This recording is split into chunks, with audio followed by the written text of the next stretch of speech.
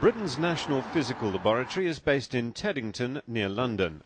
Just getting into the labs involves a high-tech door lock triggered by handprint identification. The NPL is a world leader in the field. Biometric recognition is about identifying or recognising people on the basis of their physical and behavioural characteristics. So that encompasses technologies like fingerprint recognition or face recognition and iris recognition, which are perhaps reasonably well known, but also a large number of other methods of recognition, recognising people from things like the vein patterns or their signatures, 3D face images, and even things like recognising heartbeats. I mean, even identical twins have different fingerprints and they behave in slightly different ways.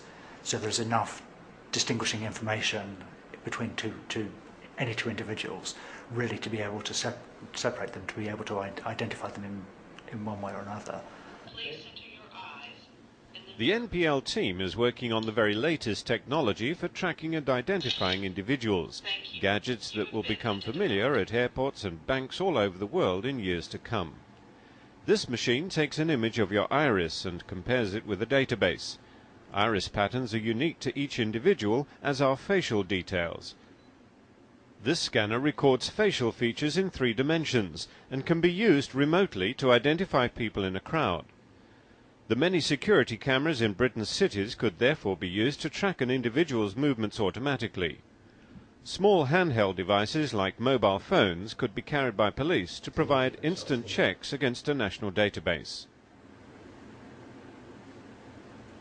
I think it will be a gradual rollout of biometric systems. I don't think in a few years' time, I think people will have encountered biometric systems beyond just the use in criminal justice.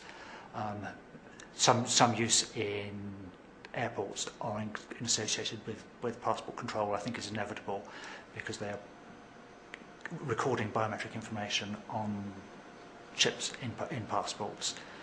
So my guess would be that in a few years' time that people will suddenly realise that they've been using biometrics in perhaps a small way or in a growing way over the last few years. Handprints are also unique to each individual alongside the more familiar fingerprints. This new machine records the veins and arteries in your hand, another means of confirming you are who you really say you are. And take away and put